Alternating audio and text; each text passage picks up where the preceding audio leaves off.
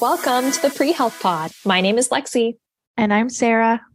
And we're a podcast by students for students who have been through undergrad, are going through PA and application processes or medical school application processes, and are here to meet you wherever you are. Glad to be back. Love talking to you, Sarah. Yeah, I'm excited. In this episode, you're stuck with us. We have no guest speakers here with us today, but we are planning to talk all about what we wish we'd known going into our undergrad. So before freshman year, when you're getting ready, getting started in college, because we know that season is now really upon us. So here's the advice we have to give. Woohoo! Yeah. And I'd love to catch up a little bit. So Sarah, what have you been up to recently? Oh, yeah. Recently, I attended a pre-PA conference. It was put on by one of the big PA or pre-PA organizations that try to support PA students. And I don't know, Lexi, maybe I'm a little biased coming from NPHC and knowing how we run things. But unpopular opinion, I think that's the worst conference I've ever been to. Oh, God. Oh, wow.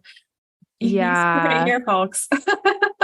I'm sorry. I won't name it specifically because that's rude. But the way they had advertised it to us was as a webinar and that we would be joining chat rooms. I'm sorry. No, that's what ended up happening. We joined chat rooms. What I thought was going to happen was we were going to be joining a Zoom and getting to hear from speakers from different universities and admissions people. And instead we joined chat rooms and all you could really do was type out questions in the chat room and whoever was in the chat room at that time would answer them. They split it up by school and the schools had all paid to be included in this conference. It was just kind of a nightmare. And there were so many people that were there that your question would get lost in the abyss. And then you were like, well, do I send my question in again or do I just let it go? Because this is literally an admissions officer that's sitting here trying to get through these. And I don't want to seem pushy or rude because these are people that are looking at my application. So it was not a great experience. I didn't enjoy it much, but it makes me even more excited about the work we're doing with NPHC. If you guys didn't hear already, we did announce at our conference back in July that we are having a PA-focused conference, a PA-focused webinar. It's virtual, it's free, it's amazing. It's my baby, it's my child. I'm so excited to show you guys and to have people join and watch. And it's going to be way better than what I just went through this past weekend. But I just want to make sure you all remember that if you're pre-PA or even if you're not, if you're just not sure what you want to do in the medical field, you're going to want to join this conference. And it's going to be in April of 2024, right before the PA CASPA applications will be opening. We're going to be having it and I can't wait. And I think you'll all really enjoy it. Not to steal the spotlight, but toot, toot. Please. Yeah, there's my horn. Toot, toot. It's called Pre-PA Pathways, Unlock Your Future. And I want to keep cute little graphics with locks and keys. That's name. It's going to be cute and it's going to be really fun and really informative. And I'm already starting to line up some great schools and some great speakers for you all. So something to look forward to. Yeah, and it'll be April 13th. And if you'd like to register and learn more about it, it's at our website at www.nationalprehealthconf.org. So check that out. It should be under the events tab there. Spots are always limited, so make sure to register for that ASAP. And even if you're pre-med, if you're currently an undergrad and not yet applying to medical school or maybe on the fence of medical school or PA school, I highly recommend attending this event. Honestly, it seems to be pretty much one of its kind, a place for us to come together and learn more about becoming a physician assistant specifically, instead of just thrown into the pre-health conference. That's something I've been wanting to change for a while, and PA programs are becoming a lot more popular now with college. And I don't think I know a single pre-med out there who was like, no, I consider PA at one point. Because they do similar things to doctors, still very different. You have more autonomy as a physician, but it's still very important to know what that career pathway does. And who knows, maybe you want to do that instead. Yeah, absolutely. But I mean, I guess we can just jump into this topic now. Mm-hmm. I know. So, flashback, take out your time machine. Oh, gosh. Going into freshman year. What a time. I think Before we should COVID. start with like the simple stuff. Let's start with rooming, having a dorm room. You Oh, yeah. experienced this. I didn't. Aw. I know. So my advice to you all is short and sweet. If you have the opportunity to live in a dorm room, you should do it. There is a sense of connection. There is a better chance that you'll make friends faster. You'll have like a built-in bestie. I know it's hard to have a roommate and all of those things, but as someone who never got the dorm experience, that's pretty much my biggest regret of college is I really wish I had lived in a dorm at one point throughout the experience. So Lexi, tell me about dorm life. What do they need to know? Oh my gosh. So my dorm life was pretty unique at my college. I remember signing up for dorms. Oh my God, when I was in like my last year in high school. It's crazy. Yeah. All the way back then. I got really lucky. I really wanted a quad. My honors college, they offer like several different formats. One of them is a quad where there are 4 private rooms and 2 shared baths in the same sort of apartment style, but like mini apartment style, because the dorm rooms were really small. And then we had a shared living room and like a little kitchenette with a fridge. And it was really cool. And I really wanted one of those. I had signed up super late and I got the last spot. Usually, Dang. yeah, I think it was like I just got super lucky. And usually you pick it based on their interest too. I just wanted the quad. So I just kind of signed up for it and really hoped my roommates were not crazy. And yeah, my freshman year, I had 3 roommates, 2 of which I'm like still best friends with. And was way back in fall of 2018. And now like some of them are getting married or engaged. And it's just really cool to know their life story and like everything. And some of them met their partners in college and I got to like see that and hang out with them. Plus the best part too is none of them were pre-med. And it was kind of fun because then I go and like take my biology class and explain to them my career, like my classes and all of the stuff I was doing. And there was just so much to study. And they'd be like, can't relate. I'm in business or engineering. It's just a very different curriculum, but it was really nice because we just got to go to dinner and chat about not being pre-med, I guess. Just like chat about other things, just normal life stuff. And I really loved it. So that was my dorm life. Okay, nitty-gritty questions for you. What is one thing that you were like, I'm so glad I have this with me moving in? Like, was there a toiletry item, a kitchen item? What was it? Well, I guess to be boring, I was going to say a whiteboard. Ooh, okay. I'll take whiteboard. Like a medium, large size whiteboard. If you got a rolly whiteboard, props to you. I just had like a medium one and I used it for like quick math and everything. And I hung it on my wall. It was awesome. Gosh, maybe like a normal house thing. A scrubber for my scrubber? Not just a sponge, like a gross sponge, but like a plastic scrubber for my IKEA. We weren't allowed to do this, but I brought up food from the dining room into my dorm. And I had these plates and they would smell. So I'd like scrub them with soap in the sink. Oh, that's hilarious. Okay, so secret dishes. Lexi's recommending whiteboards and secret dishes. I know. I used to do this thing. Oh my gosh. Me and one of my roommates would go to cycling like Tuesdays and Thursdays and it'd be at 6 a.m. And I had a 9 a.m.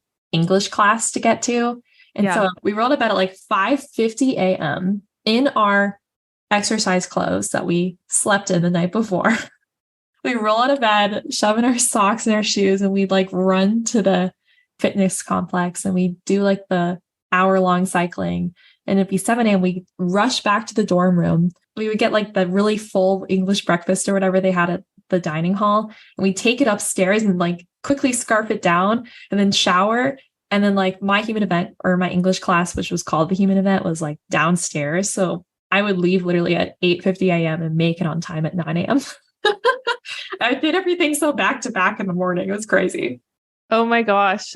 My freshman year of college, you couldn't get me up in the morning. I was like, zombie rolling out of bed 10 minutes before. I can't even imagine. I also didn't work out much when I first started college. I didn't start working out until like my sophomore or junior year.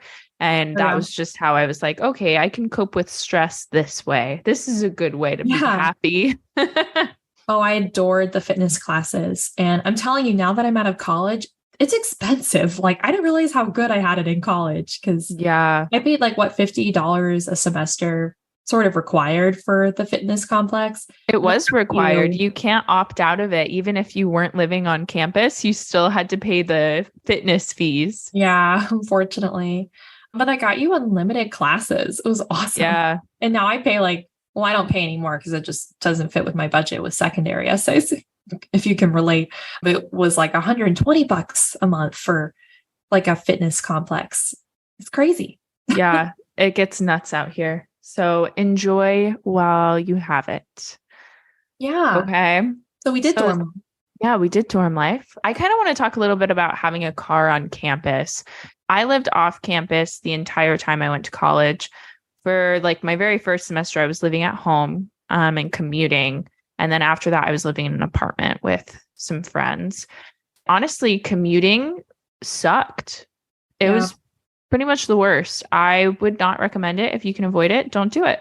There would always be traffic at the worst moments. And oh my gosh, trying to get there on time the first day of classes is impossible because everyone's going back to college. So we're all taking the same route. We're all a little confused about where the parking garages are. And parking is really expensive at ASU. I know it's not everywhere, but if you're going to ASU, the parking passes are kind of insane. I know. Yeah. I think the cheapest one was like $350 or it might have been $400. And then it goes all the way up to a $900 parking pass. That's insanity. So sometimes having a car on campus, I don't think is even feasible for people just because of all of the fees that's associated. But what do you think, Lexi? Do you need a car on campus? No, I didn't have a car at all until junior year. And I knew freshman year, I wasn't really familiar what clinical experience was until I realized I wanted to be a medical scribe. And, you know, ASU doesn't have a medical school attached. I was like, where are job opportunities? And at the time, the only job opportunities for scribing was like 25 minutes away. There's no public transportation that's actually good to get to these places. And I didn't realize that that would be an issue when I got to college. I was like, oh my God, I want to do this experience, but I have no idea how to get there. And it's not like I can carpool with people because when you're a scribe, they're like individual shifts that start at different times and you can't carpool. Otherwise, I totally would have done that with some people at ASU. So finally, like my family saved up enough money to like get us a car during COVID or like the year after COVID so I could be a medical scribe. But I think that's also a huge disadvantage for people who can't afford transportation like that. And I don't think people realize even simple things like that. You can't afford to even get to your clinical experience that you want to participate in that's valuable for your application. Absolutely. And it's definitely something to think about because ASU, great school, not commuter friendly, not biker friendly, not walking friendly. Everything in Arizona is really far apart. You really can't live here without a car. So if you're not going to have a car and being able to get around places is super important to you, if that's high up on your list of things that matter, you got to look at schools that are friendly to that. Schools that are in big cities that have subways, buses. Like Arizona has the light rail, but it can't really take you very many places. It's a line. Yeah, I know. It really sucks. And I wish back then, honestly, I went to a school that had a medical school attached or even just a close hospital. Yeah, absolutely. And These I know things to think about, but they're legit issues. When ASU announced that they're opening ASU Health, I don't really know if they're going to open a hospital or anything. And actually, fun fact, we're going to interview soon Dr. Gabrielle in the next several months, who is the executive vice president of ASU Health. And we're going to pick her brain about this new hospital system, or not actually even sure. Is it a hospital system? I know it's a medical school, but I got a lot of questions for her. These are questions we will be asking because we're confused. Yeah. And I think it'll be a game changer for people at my college who need some of these experiences and honestly can get to know some medical students who can mentor them from their alma mater. I think that'd be really cool. Absolutely. It would be awesome. That was something we were lacking. That was kind of something we had to hunt for. Yeah. We had to turn to U of A or even Yeah. out of state medical schools looking for mentorship from medical students. But yeah, that's our thoughts on cars. Yeah, cars. For classes, how was it transitioning from studying in high school to studying in college for you? Yeah, it was way different. In high school, I didn't study. I didn't need to, Yeah. unless it was something that I had to memorize. Like when I took anatomy, I had to memorize all the bones. So obviously I studied for that, but that was just memorization. In college, the way of studying is more about content and actually knowing things and how they relate to each other and how can you apply the knowledge to other situations. And my entire way of studying shifted completely. And it was hard. It was an adjustment period. Now that my little sister is starting college, oh my gosh, like this week. And one of the things that I recommended to her, I was like, if you can do this, if you can manage this, if you can afford it, don't work this first semester. Don't do a job. Just focus on school, get your rhythm, figure out your study habits, figure out how to be good at this, and then get the job. Because I worked as a waitress my first year of college. And honestly, I think that set me back. I had a really hard time figuring out a rhythm to studying because I was cramming studying. Everything was a cram because I was working at the same time and while I was trying to figure it all out. So if that's something you can feasibly manage, I couldn't feasibly manage that when I was a freshman. But if you can, I would highly recommend holding off on getting a job right from the get-go. Yeah, that's a really good point. I know I didn't work until my summer after college because, and I applaud you for doing that. I was like, it was just such a big transition for me.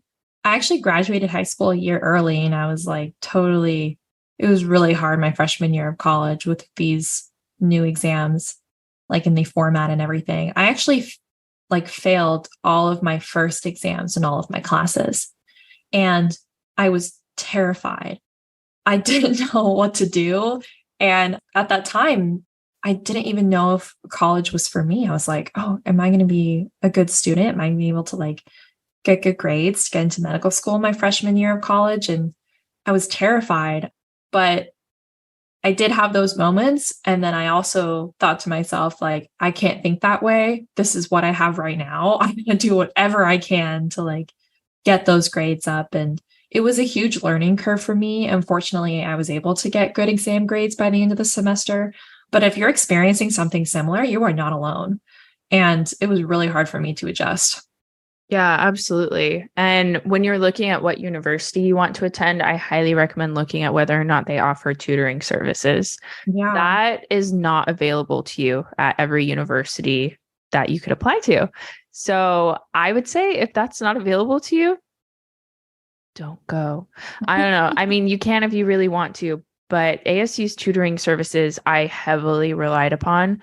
I could not have afforded to pay for the tutoring that I needed to figure out how to study, what I needed to be studying, and honestly, just get really great advice about how to prep for certain professors' exams, because these tutoring sessions were taught by students who had taken the class. So it really just set you up for success in a way that some universities won't. So definitely look at what tutoring services are being offered to you and figure out how to use them early on. Do any universities have MCAT tutoring? I just thought of that. I don't know. I know ASU offers like the Princeton Review as a free resource you can use. Yeah, but that's not like someone talking on the phone with you and giving you. Yeah, it's not.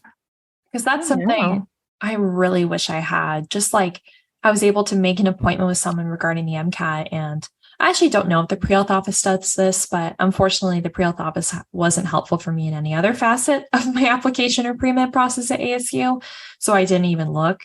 But I wish I had someone who I knew I could trust, or maybe took the MCAT or did well or had good study techniques. And I could just kind of talk to them about where I'm at and be like, is this a good plan? And what do you think of it? Because all of the MCAT tutoring that is available right now is all third party and very expensive. Yeah, it really is.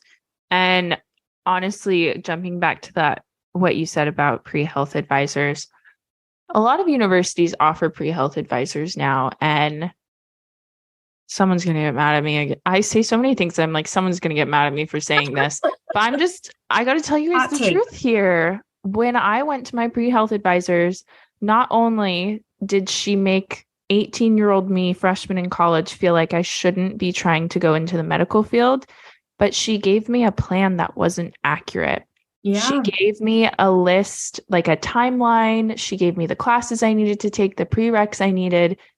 It wasn't accurate. And I didn't realize that until my junior year when I was talking to Lexi about it.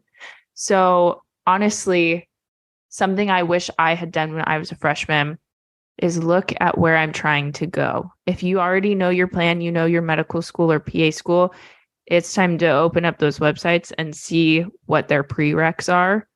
Write them down in a Google Doc and cross it off as you go through college, and make sure you're hitting all of those prereq classes. Because now that I'm graduated, I'm going back and taking classes I should have taken in college, but I didn't because this pre-health advisor told me I didn't have to. And I learned that I needed them too late. So please, please, please do yourself a favor, save yourself some money, and make a prerequisite list and rely on it for the next 4 years. Yeah, 100%. And honestly, if it seems daunting to make your school list at freshman or sophomore year, just start with all the medical school or PA schools in your state. Yeah. I think that's keep it simple.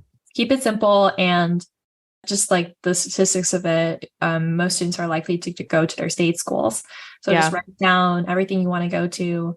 Because I did not do that. And I didn't realize until a lot later in undergrad, there were some prerequisites I was missing, like lower level prerequisites for some of the medical schools I applied to. And I had to get those pretty quickly. It's just so hard when you have to apply to so many schools, and just making sure you hit all of the points at all of these schools. Yeah. I wish we kind of blended it a little bit more together, but we'll see. Well, that would be too easy. Yay. So, yeah. I mean, in a way, I guess that's why Lexi and I are doing this. We both struggled through that, and we're trying to make it easier for you guys. So, I don't know. We're trying to give you as accurate information as we possibly can. But if you're listening to this 3 years from now, maybe take it with a grain of salt, because everything changes every single year. So also keep revising that prereq list and make sure it stays the same. Yeah.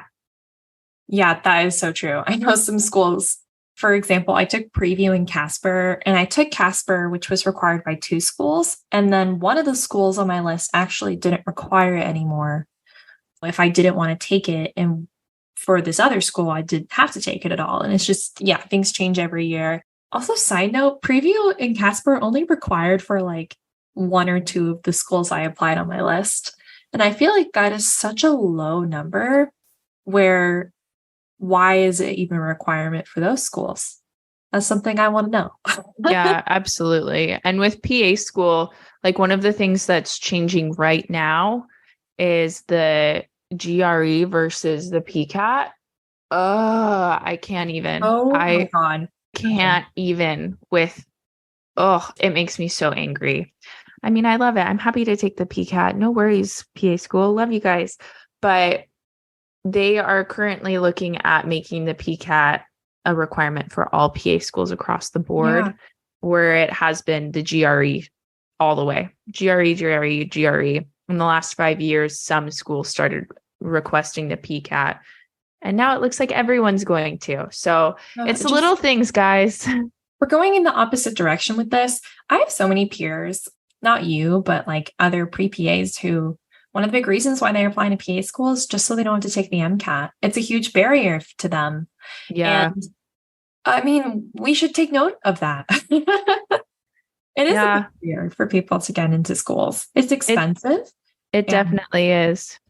You really need to know your stuff, not just like the content, but like studying strategies. You need to know the exam inside and out. And sometimes you do need a teacher for that. And I have a lot of peers who have the money to be able to pay for a private tutor for MCAT tutoring to like learn how to master it rather than just like study for it. Because it is an exam you can just easily study for like any other exam in college. It's an exam that requires understanding what they're asking and how you need to solve it, like the car section in particular. Yeah. And honestly, guys, in a perfect world, we would have a timeline for you that we could just hand you on a silver platter and say, hey, you can follow this and trust us.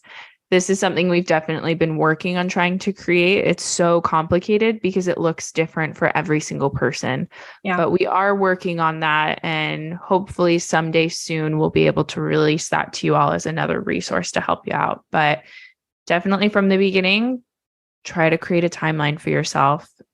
And try to just kind of set goals and expectations, prereqs, volunteer hours, clinical hours, lab research, kind of make your own timeline for now until we do the work for you. And if I would prioritize one activity, it would be clinical experience.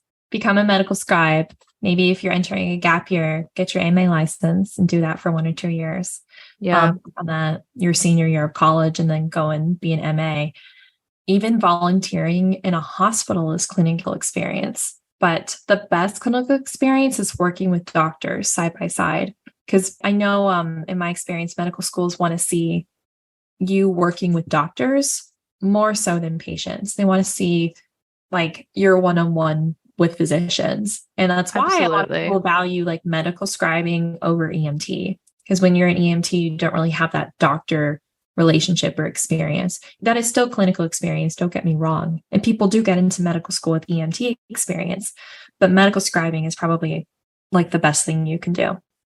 I'm going to throw a wrench in that by bringing up PA school. PA schools love EMTs. They love to see it. Yeah. PA schools don't call it clinical hours. They call it patient care hours. They want to see direct hands-on patient care happening. You can only achieve that by being an EMT or a CNA. They don't even count medical assisting as patient care hours anymore. Some schools make exceptions and they accept things like MA or scribing, but not all across the board. So if you are dead set on going to PA school someday, that is where your heart is telling you to go. You need to be an EMT, you need to be a CNA. You got to find a way to get hands-on patient care hours. Yeah, very different from med student for pre-meds. It's so interesting how like the timelines align, but also unaligned. Yeah. I mean, I think the reason why they call it patient care hours and they emphasize the hands-on so much is because we're kind of condensing medical school in a way. They're putting you in medical school for 4 years. We're 2 to 3 years. So I think they want to make sure that coming into the programs, you already know how to work with patients because they can't teach that. They don't have time to teach that. They just have to teach you how to diagnose, how to treat, how to care for. They can't teach you how to be a good provider. You have to already be showing that. Yeah, 100%. And if you want to learn more about PA application processes, what interviews are like, what prerequisites, what experiences, like Sarah was mentioning, are highly anticipated for applying to PA school, we do have an episode with Dr. Todd Wills, PA program director from University of South Florida, a couple episodes ago. So take a look at our backlog. But yeah, really crazy. Absolutely nuts. Okay, guys. I know we were kind of in the middle of a topic, but Lexi and I realized we were hitting a wall a little bit. It's been a while since we were freshmen, and I have this wonderful resource in the next room called My Little Sister. So this is our podcast editor. Her name is Lorelei Edmonds. She is 18 and headed into her first year of college at UCF. She's going to join us for a hot second. So Lorelei, you got any questions for us going into freshman year?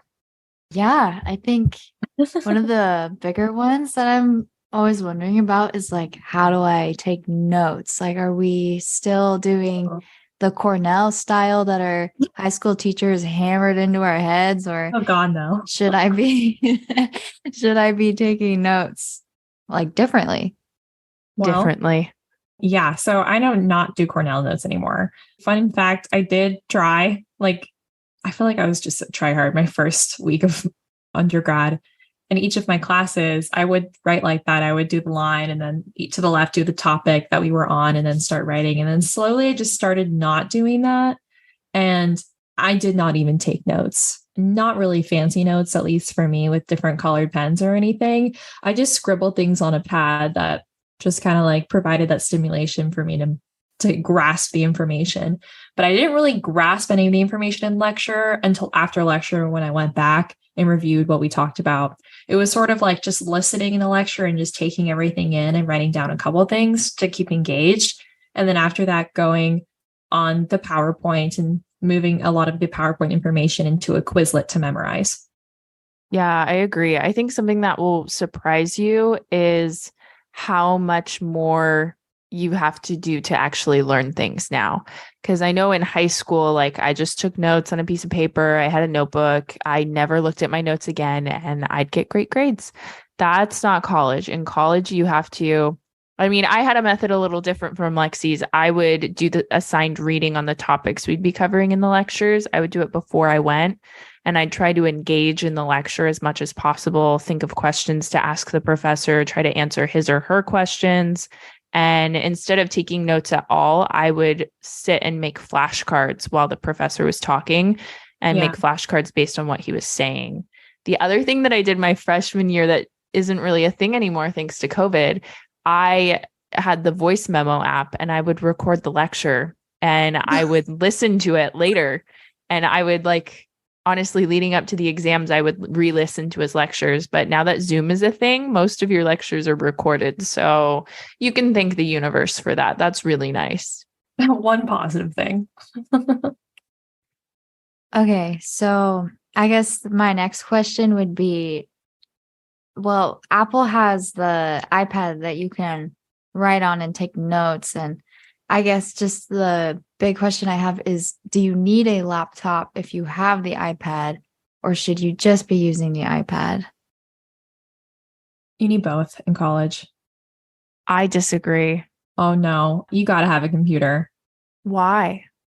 Well, in your labs for physics, or even just for typing out essays, or at least for me, I needed to download specific software to actually function in some of my physics labs or even my chemistry labs. And I needed to develop in my research lab statistics, and I also needed to download software for that. So, I mean, you kind of need a computer for that stuff, but for taking notes, yeah, you can just use your iPad. See, I still disagree with you. I didn't use my laptop. As soon as I bought an iPad, I stopped using my laptop. I mean, the iPads are almost becoming laptops at this point. I have a case that is a keyboard. I have a little mouse toggle thing. If I want to plug it in, I can download any software I need onto my iPad. And it honestly worked great through the last 2 years of college. Does it have I don't know. Yeah. I mean, I used Google Drive. Everything is uploaded there. Okay. So I didn't use it for apps. I didn't have games on it. I didn't download movies on it. It was basically my laptop, but it was an iPad. And I really liked it because I loved having the touch screen and being able to draw on the iPad and take all my notes on the iPad. So I guess it's really up to your preference then. I think you could make do either way. Whatever you want more, I guess, is the next answer. Nice. Or if you can pay for all the storage. Yeah, you can also pay for all of the storage. The iPads can have as much storage as a laptop. It just gets expensive. But using things like the cloud or Google Drive kind of erase the need for all of that storage space, as long as you're not using it like it's a TV and downloading movies and books. Right. But you have sensitive documents, not even just financial stuff, but maybe an application you really need to have. You should also be storing that in a hard drive as well. My boyfriend's a software engineer. He tells me these things. I don't know. I was going to say, did your boyfriend tell you that? Because yes, I did not know that was the thing. He was because Google Drive can fail, I guess. He's you got to have it in your computer. Google would never fail me. That's scary. No. That just sent my heart through a ringer. Google would fail me. Put it on your computer. That's why you gotta have a computer. I don't know. I think you can make do with an iPad. I did it for 2 years. I had no issues. It was great. Honestly, I loved my iPad. It made my computer feel stupid. Mm-hmm. But that's just my opinion. I think you could go either way. Okay. What other questions do you have for us, Lorelai? Well, everyone makes like such a big deal about the clubs and having a position in it, I guess. So Oh. are they really that important? Should I be joining a bunch of clubs? Should they all be, I guess, pointed in the medical direction if that's what I want to do in my life, or should I do other things? I don't think it's about what you should do. I think it should be what about what you want to do. Okay. What is something you love? Let's say like you're an avid baker. Is there a baking club? Get on that. If you really love it, maybe you can become a president or leader in that. I think doing something that gives you more of that like multi-dimensionality in college is totally great and totally fine. And even for medical schools, they'll notice that they want to have someone who has that passion for something that maybe isn't medical related in a club and has leadership in that, rather than someone just getting on a random leadership position in maybe a pre-med club, but doesn't really show passion for that or their love for that. Yeah, I will say like my freshman year, I joined the American Medical Women's Association, their clubs. I really liked that. And I really liked going to their guest speaker engagements, but I didn't want to apply for any of their leadership positions because it really just wasn't my vibe. I felt like I hadn't found my organization yet. The people there were great, but I really liked my research lab and I really loved the work I was doing there. And I kind of wanted to become a mentor in there and put a lot of my time into my research. And I don't mind just being a member in AMWA. Yeah. The only thing that I could think of to add to this conversation is join early, start early into your career. Freshman year, it's time to join clubs. This is important. You want to get in at the very beginning. It's much easier to make friends that way because then you're joining with a bunch of people your age that are also new to the club. Yeah. And the other thing that I thought of is try not to take classes in the evenings. A lot of, if not all, of these clubs meet in the evenings. Yep. And so when I was doing my French minor, all of my French classes were at 6 or 7 p.m. and I couldn't participate in club events because they were happening during my French classes. So if you can avoid having evening classes, definitely do that because it'll give you more free time for clubs. Yeah. Oh my God. That's a really good point. I know I did have a lot of classes that were in the evenings. So that did prevent me from going to a lot of the fun clubs I want to do. Do a fun club, by the way. Don't just do all professional clubs. Like do something really cool. Like my senior year, I joined the Ultimate Frisbee Club and that was super fun. It was really hard though to make time for it, I'll be honest, because I was off campus at the time and it was on campus at like 6:30 p.m. And I kind of wish I had started in the Frisbee Club my freshman year and like made that a part of my story. And it was so much fun, but I did miss out on like a lot of the friendships because a lot of people had been in it from day one and I felt left out in that way. Yeah, absolutely. Okay. Last question. What should I wear? Is that a good question? It's a great question. I think you'll get different advice from different people though. I always dressed just kind of like nice casual. I always wore like jeans and a shirt or shorts and a shirt. I wasn't one of those people that wore athleisure to class. Like I didn't really wear leggings or sports bras or tennis skirts, but a lot of people do. A lot of people do wear athleisure or I don't know, something else crazy. People wear whatever they want. But I found that by dressing kind of like appropriate and nice and like not too revealing. Yeah. I felt more comfortable talking to my professors. That could just be a me thing, but I felt like I got more respect by dressing that way from my professors. I think they also noticed that I was dressing up for their classes. I didn't show up in my pajamas, but you totally can. People will be there in the craziest things and they don't care. Yeah. Yeah. If you don't care, props to you, honestly. Just wear whatever you want. I did work in my research lab every day. I always had to wear like long pants because I worked with sensitive stuff and I had to have proper PPE in the lab and I did not feel like changing. But I did have friends And I was also one of them. Like we wore athleisure every day. And then once you got into the lab, you just changed into your jeans, your bootcut jeans for your time in the lab. Yeah, that's what I did. I wore a lot of t-shirts and I feel like that's just such the vibe at American colleges is you just wear athleisure, leggings and a t-shirt, or jeans and t-shirt, shorts and a t-shirt. Yeah, that's the vibe. Yeah, whatever you wear, someone else will be wearing something similar because your class sizes your freshman year are a lot larger because you're taking like the common core college classes that everyone has to take in the beginning. Yeah, definitely. Well, yeah, thank you so much, Lorelei, for popping in on here and asking a couple questions. Yeah, and then we'll make her edit this episode. See if you listen to yourself. Myself. Oh, well, thank you, Lorelei. I think now Lexi and I are just going to transition into our game. Yeah. Right? Yeah. We're going to be playing 2 truths and a lie. And I'm excited. I think it's going to be cute. Lexi, do you want to start us off? Yeah. So here are my 3 two truths and a lie. One is cilantro tastes like soap to me. I hate it. It's gross. Then I was the top cross-country runner in high school.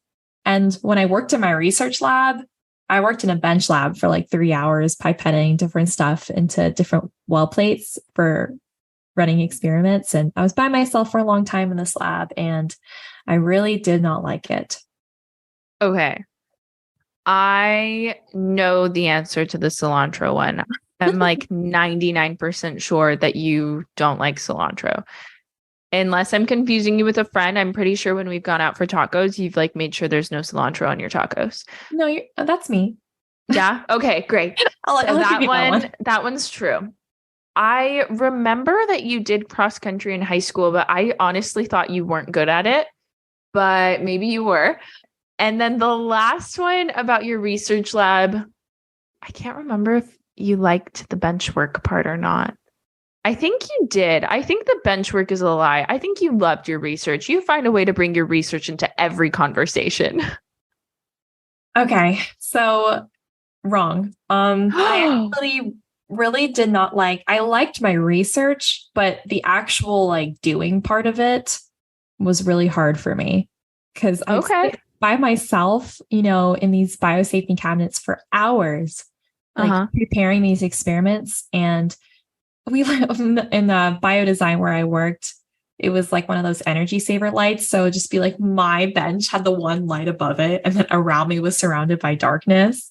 Oh, gross. By myself for a long time. And that's something I just realized I did not like. I'm the type of person where I want to be in a bustling environment with like a lot of people. And like, I just want to talk to them and ask about their day and like have conversations and exchange thoughts. And so I loved my research lab when we did activities together and we collaborated on projects together. I loved that part of it. But like doing independent work, I just really did not like. Okay. So I was wrong and you were a cross-country star. No, that's my lie. What? Yeah, did I not say that right? I said, so I really did not like bench lab research. That's true. My lie is the top cross-country runner. No, I hated it. You're right. Okay. I only did it for 1 year in high school. And I mean, I felt super healthy, but when you run like 6 miles a day, your body just like can't eat anything bad. Like flies, donuts, or anything like that. You just like have you just can't do it because you have to like get up at 5 a.m. and run 6 miles the next day. Yeah. Every Saturday, I wake up at 5 a.m. to run a 5K. I was in like Florida humid weather. It was miserable. Yeah, that sounds terrible. So anyway, you were right. Well, I'll do mine and then we'll switch back to you. We're going to take turns. Well, that was my only one. Oh, really? Yeah. Oh, I prepped too. Okay. Well, you can just tell me both of yours. Okay. Here's the first one. I never used the ASU campus gym. I never used it. I never played any intramural sports in college. I never went to an ASU game for any sport. It was not sporty, huh? I think the truth is you never did an intramural club, like sports club. I think the lie is you never went to the gym. I think you did go once at least to the SCFC gym. Wrong. Oh, no. I never used the ASU gym. I was afraid of it. What? Yeah, I know. And I also had an eSporta membership from my father who forgot to cancel it. So I didn't need it. And I never played any intramural sports. That's true. And I never went to an ASU game until my senior year of college. Wow. I didn't go to any. I don't know. I don't love sports. I didn't have a reason to go. And the friends I was making weren't interested. And then my senior year, my boyfriend, now fiance, dragged me to a football game. And I'm glad I went. It was fun. I would say like, hey guys, you should go to these. But yeah. So that's my first one. Here's my second one. It's funny. I don't think you're going to know this one. Oh. So way back when, before I met my boyfriend, when I was dating boys, I know, I picked the same restaurant for every first date I went on. So they would always ask me, where do you want to go? And I would say Joyride Tacos. And the next one is, when I was dating boys, I invited all of them, all of the ones I was talking to at the time, I invited all of them to go to the same movie with me at the same time. Didn't tell them that I had invited all of them. And I just let them all show up and meet each other. Like The Bachelor or The Bachelorette. Are you kidding me? And then my last one is when I was dating boys, I used Bumble because I liked being the one to message first. Oh my God. If you did the second one, I have more questions. I think the first one is the lie because I thought you went to Zuizakia every time. I have no idea what Zuizakia is. What do you mean? We've gone there together. You introduced me to the restaurant. I always forget the name of that sushi restaurant. Is it really Zuizakia? Yeah. Alex and I go there like every weekend. It's a really good sushi place, guys. 10 out of 10 would highly recommend it. But yeah. I was taking boys to Joyride Taco. I wasn't going to show people my favorite sushi restaurant. Then it would get crowded. That's a good point. Well, you did show me and we go there all the time. Great happy hour in Tempe. That was a gift. That was a gift to you. But yeah, I took them all to Joyride Taco. That way I never confused anything. I always knew where the first date was and the tacos were good and safe. And I knew what I liked to order off the menu. Yeah. And the silver lining of doing that I will say, like, low key recommend to people dating, the waitstaff started to know me. They knew who I was. And I know that's like funny and kind of awkward, but it actually ended up being a good thing because it made me feel safer on first dates. It like really did, because it's a little scary to meet a stranger in a new restaurant, and doing it at the same place every time. Like, I got to know the waitresses and they knew my name and they liked me, and I felt like they were looking out for me and they'd notice if something was going wrong or if I needed an out. Yeah. Oh, that's so sweet. Yeah. But my lie was the movie theater. I saw that on TikTok. Someone like invited all of her Hinge matches to the movie theater and like met them all there. And they like were all sitting in the same row with her in the middle. And I thought it was funny. So I decided to claim that as my lie. That's crazy. Oh my God. I know. If I showed up to something like that, I'd be pretty pissed, honestly. Yeah. Wow.